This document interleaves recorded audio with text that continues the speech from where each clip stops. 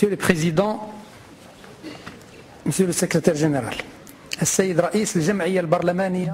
le Président de l'Assemblée parlementaire du Conseil de l'Europe,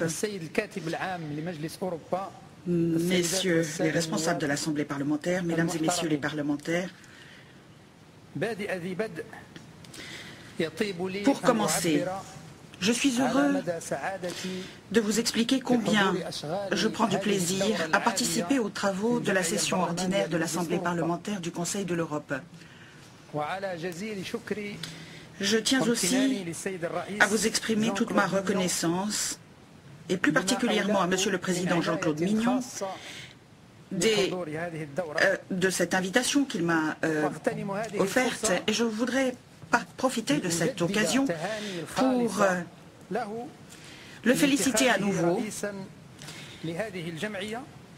et le plus sincèrement possible suite à son élection à la tête de l'Assemblée parlementaire. Une élection qui vient couronner un parcours et une expérience politique exceptionnelle.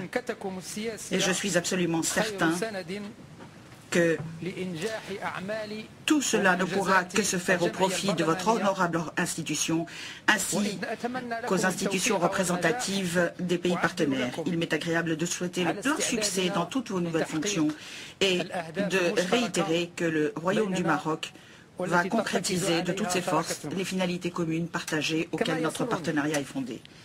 Je suis très heureux aussi de rendre hommage au travail considérable de l'ancien président de l'Assemblée parlementaire, M. Mevlüt Çavuşoğlu, qui a permis, entre autres choses très importantes, la mise sur pied du partenariat pour la démocratie et plus particulièrement la possibilité pour notre pays d'y accéder, et donc de cette association avec le Parlement marocain.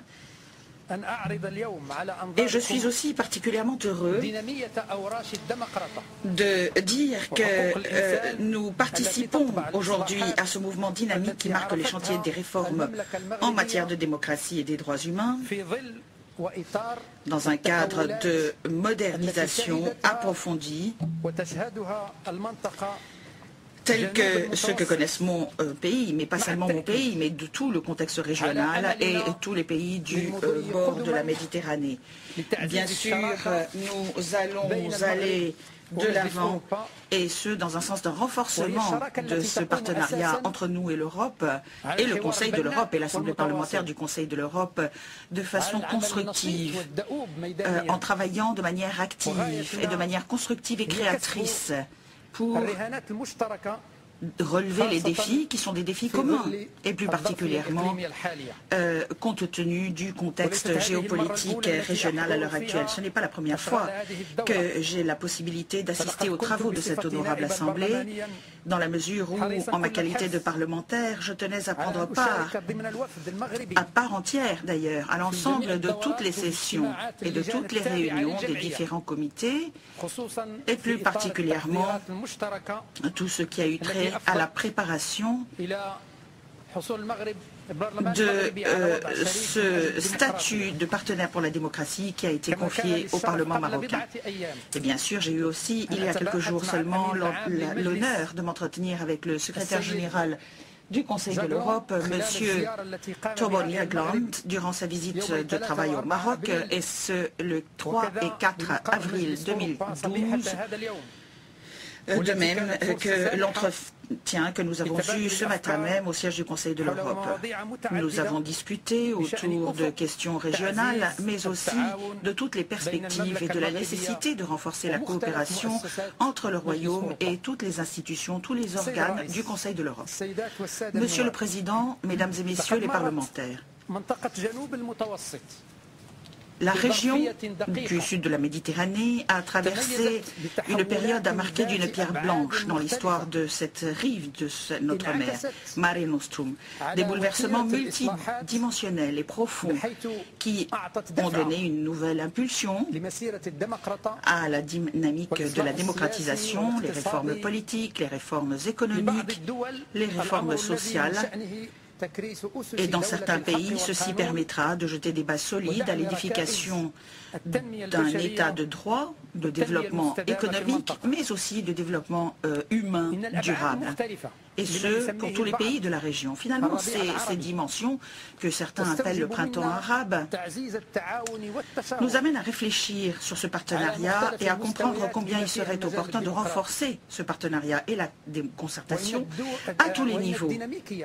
Et cette dynamique à la fois politique mais aussi sociale que nous connaissons dans toute la région reflète bien la croyance profonde de ces peuples dans les principes de base de la démocratie, des principes des droits de l'homme, la nécessité de respecter le droit des pays et contrairement à certaines idées qui avaient cours avant et qui considéraient que ces peuples finalement étaient loin de ce type de valeurs, eh bien nous démontrons aujourd'hui qu'il faut que l'on joigne nos énergies, nos forces, nos regards et nos enthousiasmes pour essayer de permettre à la région de traverser ces défis de manière fructueuse.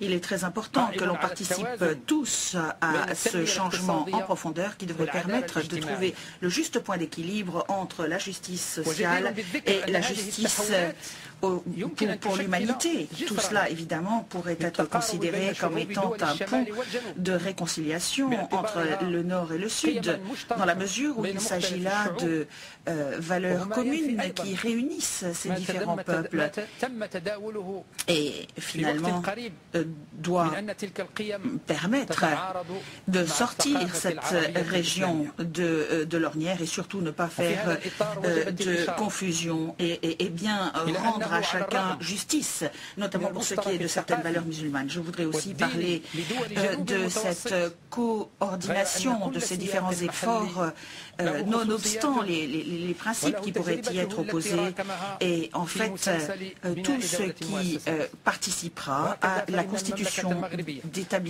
d'institutions solides. Le Royaume du Maroc a commencé d'une manière extrêmement volontaire ce mouvement de réforme, et notamment en garantissant le pluralisme, l'ouverture. Il s'agit là d'un choix stratégique. Un choix stratégique qui a été décidé par le Maroc, et ce, depuis les premiers jours après l'indépendance. Et donc, une quinzaine de jours après l'indépendance, nous avons vu se constituer une assemblée constitutionnelle consultative. Et ensuite, dès 1958, nous avons vu le Code des libertés publiques, de même que la création du premier texte constitutionnel, et ce, à partir de 1962, grâce à un référendum populaire. Le Maroc a connu ensuite des mouvements d'évolution politique constante, malgré les difficultés, malgré les haines, malgré les polémiques. Mais tout cela a permis la réalisation d'une série de modifications et de changements, et a permis aussi qu'il y ait une forme de consensus, de sorte de se rallier autour de certaines personnes, et notamment M. Abdelrahman de l'Union socialiste, et ce dès mars 1993. Il y a eu aussi une espèce de concordance de tous les avis pour la première fois au Maroc et aussi dans le monde arabe autour de ces projets. Et vous savez que le Maroc, depuis ce moment-là, a continué de travailler sur des réformes de sorte à pouvoir faire avancer cette réflexion. Et ça s'est fait avec son Excellence le roi précédent, et dans le but d'essayer d'enraciner la réflexion démocratique. Nous avons développé les systèmes électoraux, le tout consacré par des lois électorales et des codes régissant l'organisation de ces processus électoraux. Nous avons aussi un Conseil national de la protection des droits de l'homme qui a été fondé à Paris et qui a des compétences assez élargies, qui de toutes les façons se réunit et présente ses conclusions de manière annuelle devant le Parlement. Et puis il y a aussi l'organe traitant de la réconciliation et de la mise en œuvre réelle des droits de l'homme, avec des avis et finalement la présentation des résultats, et démontrer que nous sommes capables de surmonter un grand nombre d'obstacles tels que nous avons pu les connaître dans les années précédentes. Et puis en 2004, l'adoption d'un nouveau code de la famille consacrant l'égalité des genres entre la protection de la femme, de l'homme, le principe d'égalité féminine qui permet à la femme marocaine de transférer la nationalité à ses enfants.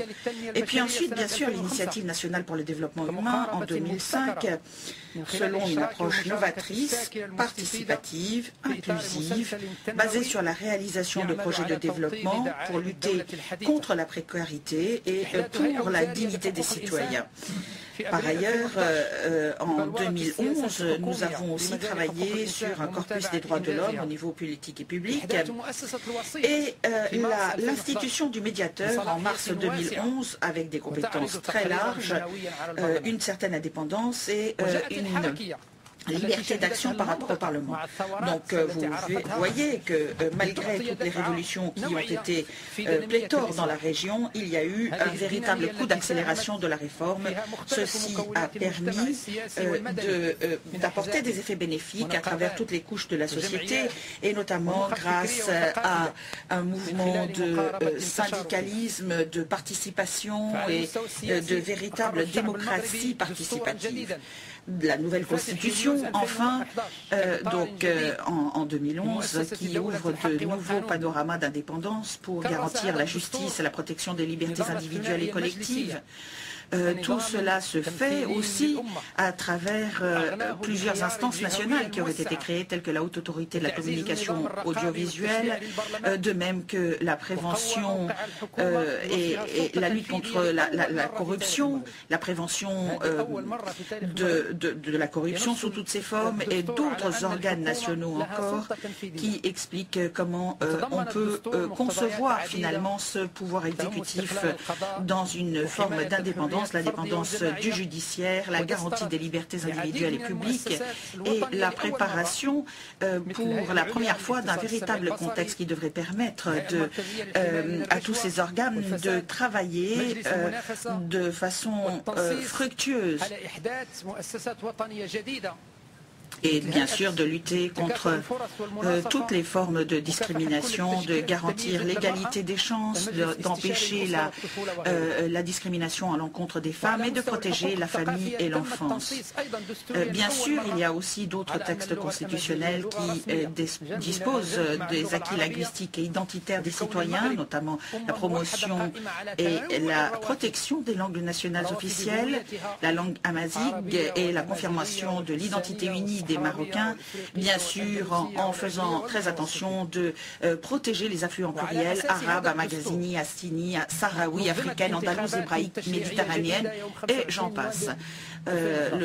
Ceci a été consacré par des élections législatives anticipées le 25 novembre 2011, dont le bon déroulement a été salué par les observateurs et qui a permis la constitution d'un nouveau gouvernement sur les bases que je vous ai présentées. Donc nous sommes très heureux de dire merci à ceux des observateurs nationaux et internationaux qui sont venus, notamment ceux de votre Assemblée, et qui ont présenté un rapport à l'égard de l'organisation de ces élections le 23 janvier 2012. Ces élections donc ont permis l'émergence d'une nouvelle élite politique et un rajeunissement des forces politiques, renforcement de la représentation féminine. C'est un long chemin que nous avons emprunté, mais nous pensons que c'est le chemin du succès et nous réussissons à finalement réunir toutes les tendances pour essayer de surmonter les difficultés, pour démontrer le côté approprié de nos choix et de préparer l'avenir. En fait, le Maroc, compte tenu de cette approche participative, est très heureux de pouvoir compter parmi ses partenaires les institutions européennes et plus particulièrement le Conseil de l'Europe et l'Union européenne. Tout cela, nous en sommes certains, devrait nous permettre de faire aboutir cette démarche participative. Monsieur le Président, ces réformes qui ont été initiées par par le Royaume, qui permettent une véritable démocratie dans la réalité des faits, nous montrent combien les acquis démocratiques, qui ont été salués d'ailleurs au niveau international et qui ont permis au Maroc d'ailleurs d'obtenir le statut avancé en 2008, et bien sûr aussi le fait qu'il ait été élu en octobre 2011 en tant que membre non permanent du Conseil de sécurité des Nations Unies, bien sûr le statut de partenaire pour la démocratie confié pour la première fois à la région MENA et à son Parlement par votre Assemblée le 21 juin 2011. Je suis certain que vous conviendrez avec moi que le Parlement de mon pays est devenu le premier à pouvoir bénéficier de ce statut tout à fait particulier dont nous sommes si fiers. Nous espérons que cela va permettre de renforcer le lien contractuel, renforcer les liens de coopération, de concertation entre les parlementaires et leurs homologues européens sur les questions d'intérêt commun, et il y en a beaucoup. En fait, nous souhaitons véritablement renforcer ces liens de coopération avec l'Assemblée parlementaire du Conseil de l'Europe pour lutter pour un renforcement de la démocratie partout. Et tout cela va permettre de se hisser aux normes du Conseil de l'Europe. Et vous voyez que nos idées convergent pleinement avec la politique d'ouverture et de modernisation. Nous sommes un pays qui croyons en l'état de droit, à la bonne gouvernance, et nous espérons que cette dynamique va nous permettre de nous développer. Tout cela démontre combien cette relation est importante, combien nous la percevons comme particulièrement importante et combien elle est en parallèle de cette idée de l'ouverture et plus particulièrement devrait permettre aussi au Maroc de signer beaucoup d'accords, notamment en matière de technologie, par exemple, l'élaboration d'une convention avec la pharmacopée européenne. On a un Maroc qui est membre observateur depuis 1997. Ensuite, la convention relative à la conservation de la vie sauvage au milieu naturel, le 17 octobre 2000. La Commission européenne pour la démocratie par le droit, dite Commission de Venise, 1er juin 2007.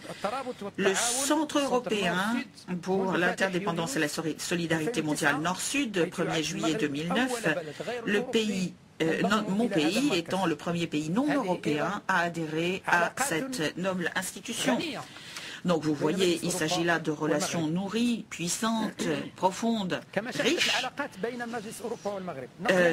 Et finalement, nous pouvons dire que nous avons fait véritablement un pas dans la très bonne direction en signant les perspectives de coopération entre le Maroc et le Conseil de l'Europe les 22 et 23 février 2010. Il s'agit là de la première fois que le Conseil de l'Europe organise un séminaire avec les pays dits du voisinage. Donc du voisinage du Sud, avec des parlementaires et des responsables gouvernementaux. Donc vous voyez, on ne peut que souhaiter de renforcer encore la coopération entre le Maroc et le Conseil de l'Europe, et notamment de signer un certain nombre d'accords et d'accéder à des conventions et organismes. Le Conseil, par ailleurs, a proposé au Maroc d'adhérer à un certain nombre de traités à caractère culturel et juridico-judiciaire qui seraient ouverts à des pays non européens. Nous considérons que l'adhésion à de tels textes est d'une grande importance et nous souhaitons commencer les consultations avec les autorités concernées, et ce, dans un avenir très proche. Et de cette manière-là, nous allons voir combien le Maroc et le Conseil de l'Europe sont en convergence et que nous allons pouvoir créer une zone tout à fait particulière de rapports privilégiés dans le cadre d'un programme de travail, et ce, au cours d'une période biennale entre 2012 et 2014, et qui est accepté aujourd'hui après la rencontre avec Monsieur le secrétaire général de l'organisation. Donc cette dynamique entre les organisations devrait permettre de faire évoluer la situation vers le mieux tout le temps. Cette participation devrait permettre de créer quelque chose de positif, quelque chose de plus grand encore, en renforçant les liens de coopération avec le comité des ministres, l'organe exécutif du Conseil de l'Europe. Donc, il y a cet attachement mutuel à la réussite de ce type de partenariat et à la consolidation pour essayer de renforcer et la sécurité et la démocratie et la paix et finalement surmonter toutes les difficultés qui menacent la sécurité dans la région et la nécessité d'œuvrer de concert pour essayer de protéger la paix et la sécurité dans la région. Le Maroc va pouvoir jouer un rôle efficace et effectif. Il ne s'agit pas simplement de questions financières, de questions économiques ou d'autres problèmes qui pourraient être connus au niveau de la zone. Le Maroc doit pouvoir, par exemple, aussi soutenir le peuple syrien et renforcer la sécurité internationale, participer à toutes les initiatives, non seulement des pays arabes, mais ailleurs, doit être considéré comme un membre effectif et efficace, et d'ailleurs aussi comme un membre au Conseil de sécurité des Nations Unies, et compter parmi les premiers dans les amis du peuple syrien qui doivent travailler sans relâche à mettre un point final à la violence aveugle déchaînée contre le peuple de Syrie. Et je ne peux que remercier aujourd'hui le Conseil de l'Europe, toutes ses institutions, tous ces organes dans l'aide qu'ils nous apportent dans ce sens-là. Nous avons besoin véritablement de renforcer les liens avec toutes les organisations du Conseil de l'Europe pour essayer d'arriver à une prospérité générale, à une espèce de vision apaisée de l'avenir pour tout le monde, à une espèce d'interdépendance, à un discours, à quelque chose que nous partageons, à un échange d'expériences, à échanger nos points de vue aussi. Et tout cela de sorte à pouvoir relever ces défis importants qui nous attendent, de sorte à préparer un avenir plus facile avec un monde qui serait plus empreint d'équilibre, qui serait plus interdépendant et qui serait plus équitable et plus juste aussi. Ce sont des principes de base, les principes de base auxquels nous croyons, les principes de base desquels nous nous réclamons, les principes de base sur lesquels nous voulons travailler. Et en conclusion, je voudrais me tourner vers Monsieur le Président et je m'adresse à vous, mesdames et messieurs les parlementaires, mes chers collègues, honorables participants de cette Assemblée, de vous dire qu'il est très important que l'on renforce ces liens de coopération et de dialogue constructif, de sorte à ce que nous puissions de concert travailler à relever ces défis pour un monde plus juste et équitable. لا شك أن الأمر يحتاج إلى مراجعة. لا بد من تشديد العقوبة حتى وإن لم يسمى في القانون الجنائي المغرر والمغتصبا فهو مغتصب لأنه يتطاول على حرمة جسم قاصر لم تبلغ بعد سن الأهلية لكي تتحمل مسؤولية سلوكها. وهناك مواد أخرى في القانون الجنائي من 484 إلى 488 وكلها فصول تتحدث عن وضعيات مختلفة من الاغتصاب. فالعقوبة المشار إليها في هذه الفصول بالنسبة للمغتصب هي السجن ولا شيء غير السجن، فلا مساومة ولا تفاوض مع المغتصب. ويمكن أن تتدرج العقوبة من 2 إلى 30 سنة حسب الوضعيات. وقد أشرتم في التقرير أنه يجب تشديد العقوبة عندما يتعلق الأمر بالفتاة القاصر أو يتعلق بوضعيات محددة. فهذا ما يوجد بالضبط في القانون الجنائي، حيث تتنوع العقوبة وتتدرج إلى 30 سنة عندما يتعلق الأمر بطفلة قاصر، عندما يتعلق الأمر بمن يعاني من مرض ذهني أو يعاني من إعاقة أو يقرب بشكل من الأشكال للمغتصب. فلذلك نرى إذا كان لا بد من أن نعود لهذه النصوص فالمناسبة سانحة ما دام القانون الجنائي موضوع تعديل، لكن أيضا يجب أن نفصل بين الأمرين. وأنا شخصيا أرى بأنه لا بد من تدخل القانوني على مستوى المادة 475 لأنني لا أرى أن يجمع الاختطاف مع التغرير بالنسبة للفتاة الخاصة. كذلك لا أرى أن العقوبة المشار إليها في هذا الفصل هي عقوبة تتناسب مع الجريمة التي يقوم بها المغرر أو المختطف. أقول لكم سيد الرئيس، سيدات والسادة الحاضرون، أننا عازمون على الاستمرار والعمل على تنمية أوراق الترسيخ الديمقراطية وحقوق الإنسان والعدالة الاجتماعية، وهي مجالات استثمار انفتاح المغرب للتعاون والدعم وتبادل الخبرات والتفكير المشترك بين كل مكونات مجتمعاتنا من حكومة وهيئات تشريعية ومجتمع مدني فيما بيننا وبين الآخرين. وهنا لا بد أن نشيد في هذا الباب بالجهود المبذولة في إطار التعاون الدولي، خاصة التعاون مع الاتحاد الأوروبي ومع المنظمات الأممية والإقليمية والدولية لتمكين وتأهيل النساء والحد من الطوارئ الاجتماعية وإعطاء مضمون للقيم الإنسانية في واقعنا من خلال تكثيف جهودنا جميعا والتطلع إلى مزيد من الرقي الإنساني. شكرا سيد الرئيس.